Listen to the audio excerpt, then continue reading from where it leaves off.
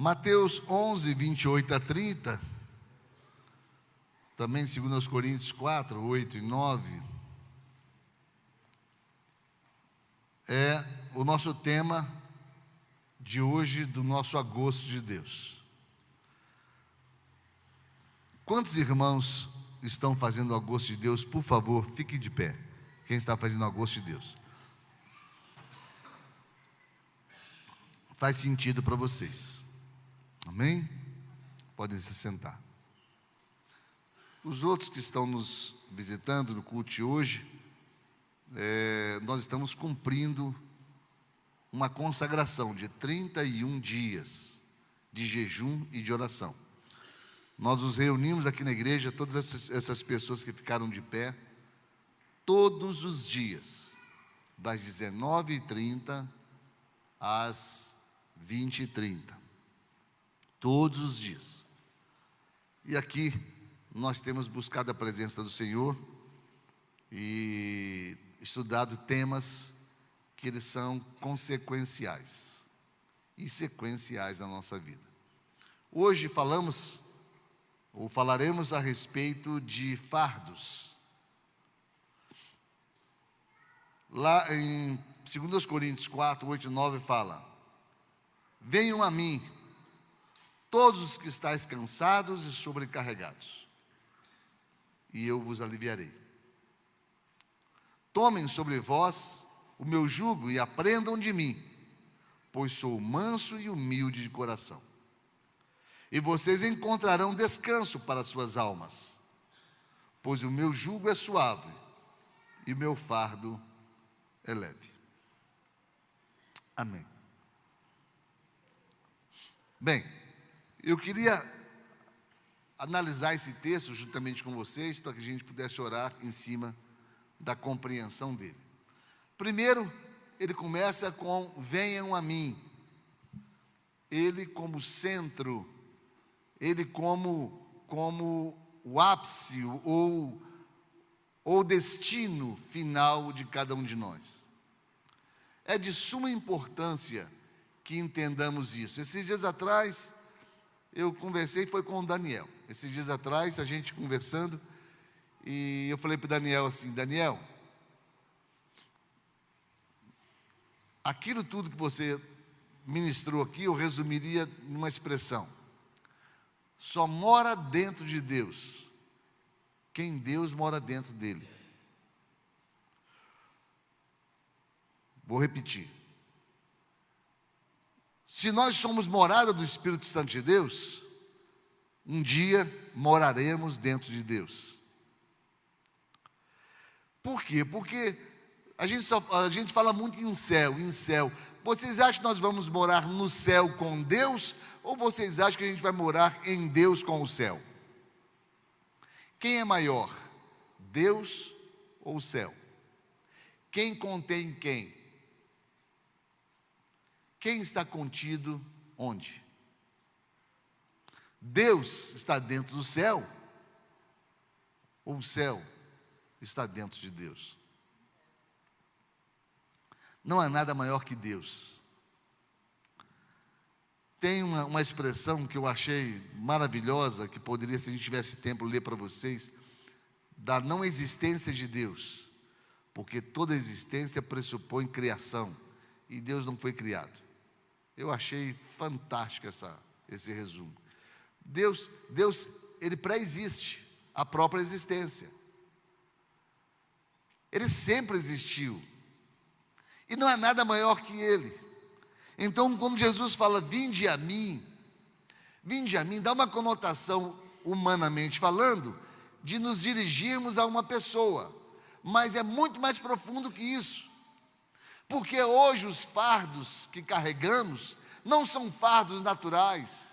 E isso aqui é uma expressão apenas, uma expressão idiomática, uma expressão para que a gente possa entender que todo peso desnecessário que carregamos, devemos repousá-lo aos pés do Senhor. Vocês lembram de uma palavra que eu dei aqui na igreja, que está na internet hoje, as bagagens desnecessárias da vida? Eu falo sempre a respeito disso, porque é o que nós carregamos vida fora. Carregamos culpa, bagagens de acusação, bagagens de ressentimento, bagagens de mágoa, bagagens que são pesadas carregar a vida fora. E às vezes, muitas delas, putrefadas dentro da gente, mal cheirosas dentro da gente, carregando coisa que é coisa morta, é coisa que já deveria ter sido enterrada há muito tempo. Eu ouvi uma expressão que eu achei interessante: o primeiro a pedir perdão é o mais corajoso, o primeiro a perdoar é o mais forte, o primeiro a esquecer é o mais feliz. A gente precisa entender que ir até Deus é repousar sobre Ele toda a bagagem desnecessária que a gente carrega a vida fora. É isso que Jesus está falando. E eu queria que vocês entendessem essas figuras que ele usa. Primeiro, ele fala assim: o meu jugo é suave. O meu jugo é suave. O jugo ao qual ele se refere é uma peça de madeira que era colocada na anca do servo. E essa peça de madeira se estendia por 1,5 metro aproximadamente à esquerda e 1,5 metro aproximadamente à direita, como se fosse uma asa. E a ponta dele é envergada para cima. Por quê? Porque nessa peça que a pessoa carrega, nesse jugo, é pendurado de um lado e de outro o fardo. Então todo fardo é dividido no jugo. Um jugo não carrega um fardo apenas. Se ele carregar um fardo apenas, ele não tem utilidade. A utilidade dele é equilibrar o peso de quem carrega, para quem carrega. Então, o que Jesus está fazendo aqui é dando um comparativo. E o comparativo que ele dá é o seguinte: a religiosidade pesa muito. A religião e o judaísmo, que ele está se referindo aqui, pesava muito. Porque era difícil você carregar sistemas, princípios religiosos, valores religiosos, que são carregados vida fora, com um policiamento tremendo, para que não sejam esquecidos, apenas pela religiosidade. Jesus não nos convida à religião. A religião é um convite do homem. Religare é uma criação do próprio homem, é uma proposta do homem para com Deus, porque a proposta de Deus para com o homem não é religião, não é fardo pesado, não é você carregar alguns princípios por obrigação. É como algumas pessoas falam: eu não entro para a lei dos crentes porque eu não vou poder fumar, eu não vou poder beber, eu não vou poder festar, eu não vou poder adulterar, eu não vou poder prostituir, eu não vou poder... Não, peraí. A equação está errada. Não é essa a proposta de Jesus. Seguindo Jesus, você vai poder não fumar, você vai poder não beber, você vai poder não prostituir, você vai poder não adulterar, você vai poder não furtar, você vai poder tudo aquilo que você muitas vezes não consegue largar, porque achava um dia que poderia. Eu assisti uma entrevista que foi feita com o Chico Anísio, e perguntaram para o Chico Anísio assim: o que você não faria? E ele falou: eu nunca teria fumado. Se eu pudesse, eu nunca teria fumado. Aí a gente imagina que o problema é o cigarro. O problema não é o cigarro. É também, mas não é o foco. Jesus não chegaria para um fumante condenando o fumo. Não é isso. É condenando a dependência dele daquele produto, seja ele qual for. Porque quando Jesus nos convida a ir até Ele, Ele nos convida a largarmos os nossos fardos, a largarmos tudo aquilo que nos afasta dEle.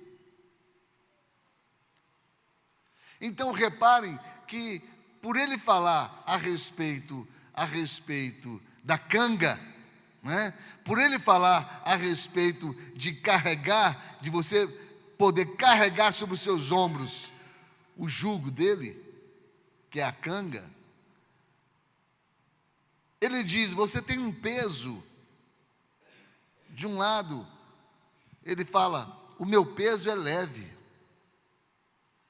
Então você pode aliviar o peso que está do outro lado, que terá que compensar o peso carregado. Alivie sua culpa.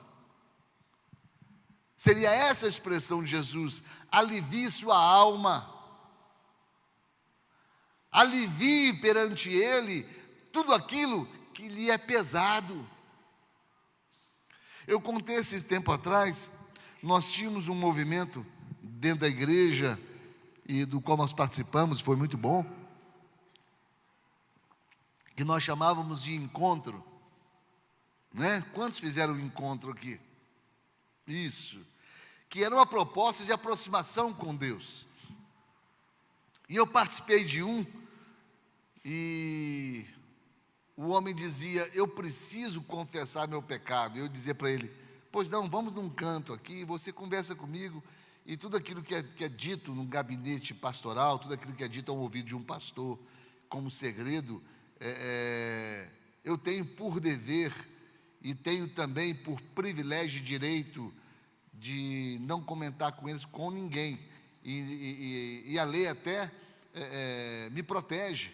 Se a justiça tentar me fazer quebrar o meu sigilo, eu posso evocar o direito que a pessoa tem de confessar a um sacerdote, e eu ter que guardar aquilo em segredo, em sigilo. Eu não tenho por obrigação, pela lei, dizer o que a pessoa falou.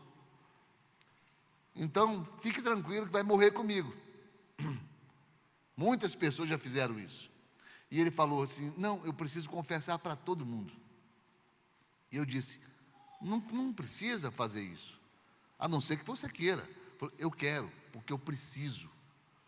Aí levamos ele até a presença das pessoas, dos homens presentes, eram somente homens, e ele começa dizendo: eu matei ela.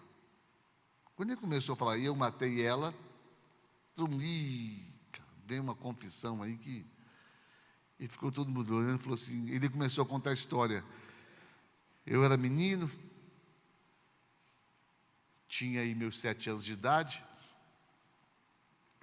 uma irmãzinha de 5, e meu pai era policial militar.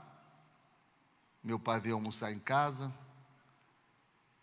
depois do almoço resolveu tirar um cochilinho, colocou o coldre, colocou a arma dele em cima do móvel que era baixo. Eu e minha irmãzinha fomos lá, pegamos o revólver para brincar. Eu peguei de um lado, ela pegou do outro, mas ambos queriam brincar primeiro. E um puxa de um lado, puxa do outro.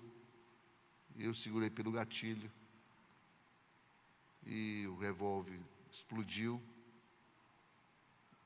E atingi a cabeça da minha irmã. Matei minha irmã. Quando meu pai ouviu o barulho, meu pai correu e me empurrou contra a parede, correu na minha irmã que estava sangrando, me segurou pelo colarinho, me levantou na parede e falou para mim: presta atenção.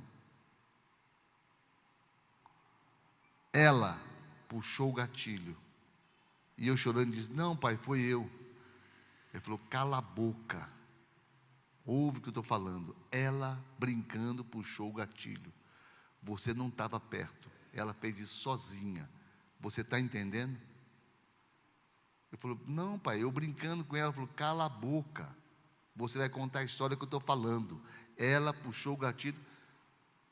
Qual motivo o pai fez isso? Tá? Não sei. Sei que essa mentira se perpetuou no coração desse menino. Sei que esse menino, mais adiante, teve problemas seríssimos com o pai. Sei que esse menino um dia converteu. E muitos da família dele converteram, menos o pai. E o pai no leito da morte, e ele lutando contra o sentimento de acusação, foi ao hospital. Ele queria falar de Jesus para o pai. Mas o pai, sem conseguir falar, entubado, abriu o olho, olhou para ele, e é como se o pai dissesse: você está só esperando que eu morra, porque aí só você vai ficar sabendo do segredo que a gente tem. E não era isso. Não era isso. Ele viu o pai morrer e não teve coragem de falar de Jesus para o pai, porque via nos olhos do pai a acusação que a vida toda ele viu nos olhos do pai. Bem, que fardo pesadíssimo esse que esse homem carregava. Que fardo pesado. Uma criança. Mas, amados, quantos de nós temos fardos como esses? Fardos seríssimos, que bloqueiam a nossa vida, que bloqueiam a nossa existência, e nós não temos força de descarregá-lo aos pés do Senhor Jesus. Porque carregamos eles e queremos nos livrar deles pela religião. Achamos que a religião é um desencargo de consciência. E nós vemos aí os dias se antecipando, e a aplicação de Mateus 24, que fala que por se multiplicar a iniquidade, o amor se esfriará de quase todos. Nós vemos uma sociedade fria, uma sociedade distante, uma sociedade rasa nos seus relacionamentos. As pessoas não se aprofundam mais nos relacionamentos de atenção, de amizade, de misericórdia, não aprofundam mais, todos se tornando cada vez mais rasos, e uma sociedade doente que não consegue despejar aos pés da cruz seu estado de necessidade. Acham que a religião vai expurgar a culpa. Acham que o fato de ir a uma igreja, de ir a uma missa, de ir a um culto, de fazer as coisas certinhas, são suficientes. Quando não são, o Senhor Jesus, quando fala, vinde a mim, Ele fala a respeito de um desarme, Ele fala a respeito de um despejo, Ele fala a respeito de tirar a canga dos ombros, Ele fala a respeito de tornar o fardo mais leve, para que compense o fardo leve que Ele nos oferece. Que fardo leve é esse? Não é o fardo da culpa, é o fardo da confissão. Nós, quando confessamos, nós despejamos os fardos. A confissão tira o peso dos seus ombros. Temos dito à igreja uma verdade, e não vamos parar de falar essa verdade. Os nossos pecados não têm poder de nos levar para o inferno. Não tem poder. Jesus Cristo morreu na cruz do Calvário carregando todos os pecados, todos os fardos. Esse fardo que você carrega, essa culpa que você carrega, esse ressentimento que você carrega, essa mágoa que você carrega porque quer. É porque você quer. Porque Jesus te oferece a misericórdia. Todo aquele que confessa seus pecados e os deixa, alcança misericórdia, diz a palavra. Então, há aqui uma oferta de Jesus. Desça a bagagem desnecessária que você carrega. Desça pela confissão. Desça pelo quebrantamento.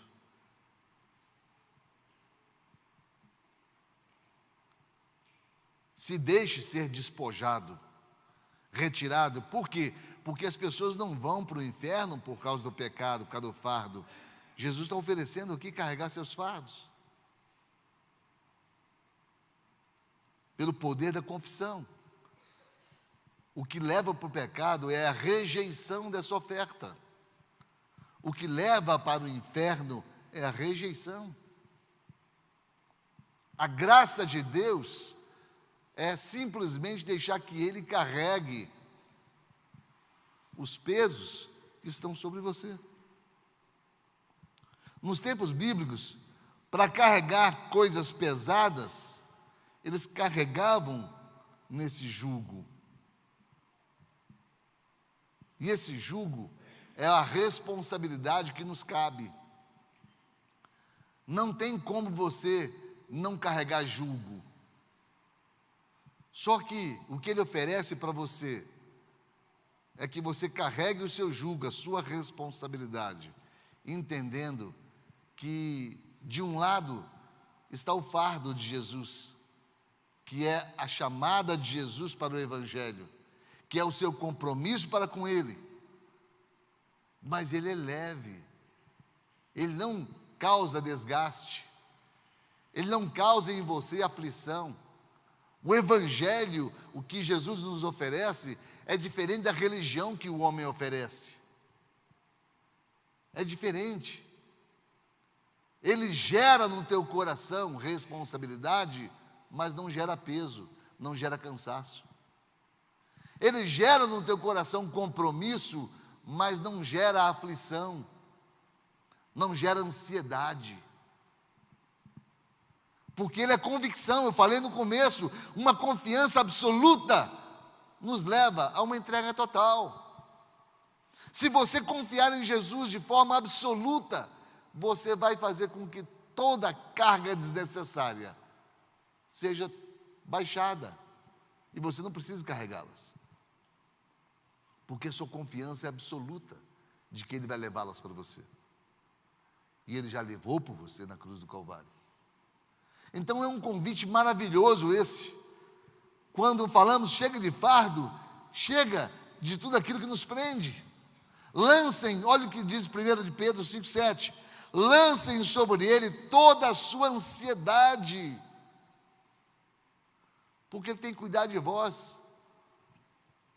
Então reparem que Ele trabalha nos 3 tempos. Ele trabalha no passado a respeito da angústia, a respeito da mágoa, a respeito do ressentimento, todos aqueles sentimentos que você carrega a vida fora e que um dia te prenderam no passado e te prendem até hoje, você deve despejar. Todos os problemas do presente que causam estresse em você, que causam desconfiança no teu coração, que causam necessidades a você, você deve despejar aos pés dele. E toda ansiedade, que são problemas que são pré-existentes, muitas vezes você nem vai passar por eles. Tem gente que tem úlcera pelo medo de ter câncer. E vai morrer de úlcera, sem nunca ter tido câncer. Tem gente que tem medo do amanhã, como se o amanhã lhe esperasse de boca aberta, com as premonições, com os problemas piores da vida. Não é assim. Nós sabemos que a gente tem que olhar para o futuro, é com esperança. Dias melhores virão, é a promessa do Senhor. E Ele não mente. Então, se o passado que te causa depressão, o presente que te causa estresse, o futuro que te causa ansiedade, devem ser despejados aos pés do Senhor. É promessa dEle. Aqui, olha que coisa interessante, está lá em Lucas 22, 41 e 44. Ele se afastou deles a uma pequena distância, ajoelhou e começou a orar. E Jesus falou: Pai, se queres, afasta de mim este cálice. Contudo, não seja feita a minha vontade, mas a tua. O que Jesus fez? Jesus despejou aos pés de Deus a aflição que havia no coração dele. Reparem que essa aflição que havia no coração de Jesus era uma aflição que era consequência do convite que ele fez a nós, de carregar nossos pecados. Reparem o que eu falei no começo, que o peso dessa geração não está nos ombros, está no coração. O peso dos nossos pecados está no nosso coração, na nossa consciência. Não é nos ombros. E a proposta de Cristo Jesus é nos livrar desse peso. Mas só pode nos livrar porque um dia Ele assumiu esse peso. Um dia Jesus assumiu esse peso. E Ele sabia que para assumi-lo, Ele deveria se esvaziar do Espírito. Ele deveria se esvaziar do Espírito. Porque o que te esvazia do Espírito é o peso que você carrega. O que deixa você aflito é o peso que você carrega. O que deixa você ansioso é o peso do pecado que você carrega. Ele tomou sobre si todo o peso, mas ele teve que se esvaziar de Deus para fazê-lo. É isso que o agoniava. Na cruz, quando ele fala, Deus meu, por que me desamparaste?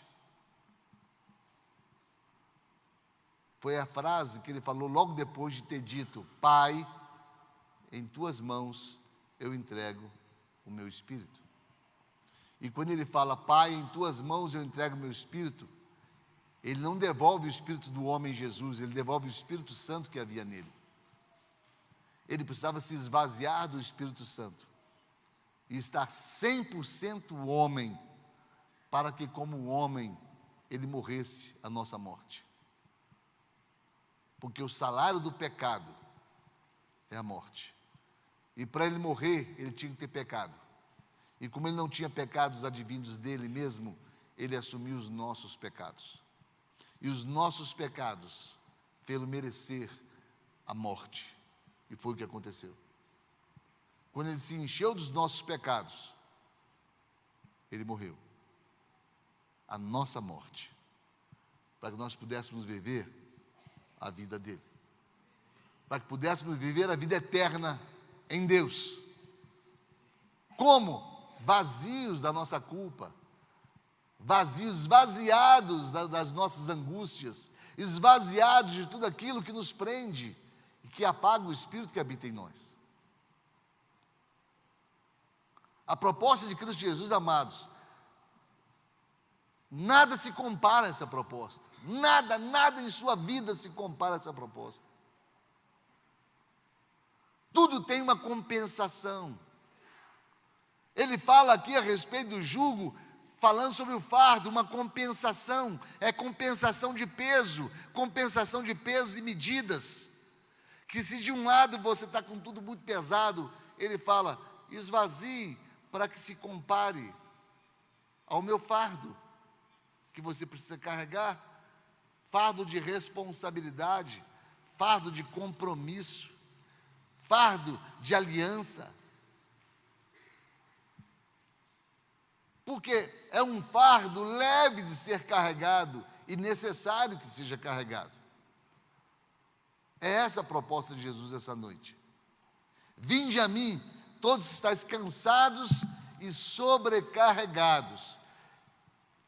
Eu não vou tirar de você todo o peso, mas eu vou tirar a grande maioria do peso que te atrapalha. A vida no mundo tereis aflições, diz ele. Ele não ia se contradizer. Existem as aflições naturais da vida, querido. Existem aflições. Existem coisas que fazem parte do processo da vida. Fazem parte. Mas quando você está nas mãos de Deus, você pode confiar totalmente sua vida a Ele. Por quê? Porque essa é a garantia da salvação. Essa é a garantia da salvação em Cristo Jesus. Quando ele estava lá no Getsemane, ele estava agonizando no Getsemane, o que havia em Jesus? Havia o derramamento do peso da proposta que ele fez. Porque essa proposta ele faz a cada um de vocês, a cada um dos moradores de Anápolis, a cada um dos moradores do Brasil, do mundo todo, em todos os tempos, em todos os lugares. Está aberto. Basta que queiramos. Lá em Romanos 10:9, desculpe-me, fala assim: se com a tua boca confessares a Jesus e em teu coração creres que ele ressuscitou dentre os mortos, serás salvo. Espera aí, pastor, e se eu for budista? Serás salvo. E se eu for do candomblé? Serás salvo. E se eu for católico? Serás salvo. E se eu for protestante?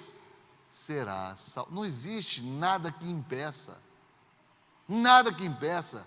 Porque tudo que vem após isso é processo. Cada um vive na luz que recebe. Para que você possa viver, você precisa receber. Receber a Cristo é a primeira proposta de viver Cristo. Nós às vezes somos muito religiosos, nós queremos que as pessoas vivam como nós vivemos, para que elas possam ser salvas. Não é essa a proposta. A proposta é aceitar Jesus como Senhor e Salvador da sua vida, e o restante, consequentemente, irá acontecer. Porque é processo. Primeiro você vem. Venha a mim, todos que estáis cansados e sobrecarregados. Venha. Não importa quem você seja, não importa o que você pensa, não importa a sua idade, não importa a sua raça, não importa a sua etnia, não importa as suas crenças. O que importa é: venha a mim. Se você for a Ele, a promessa alcança você. É a palavra dessa noite para você. Eu queria concluir essa palavra com você pensando sobre essa canção que nós cantamos por último. Se eu pudesse resumir em uma só palavra, resumir numa só canção, o seu nome é Cristo. Vamos ficar todos de pé?